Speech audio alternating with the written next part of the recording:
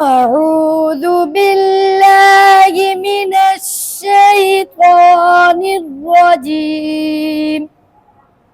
بسم الله الرحمن الرحيم. قل من ذا الذي يعصمكم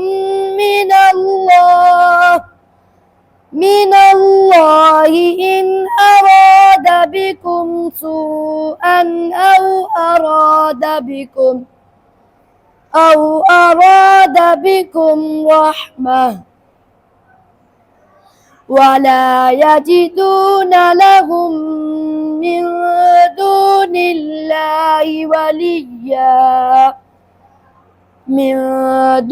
الله وليا ولا نصيرا.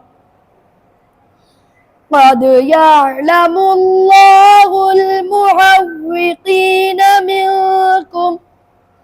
منكم والقائلين لإخوانهم هلم إلينا ولا يأتون البأس إلا قليلا.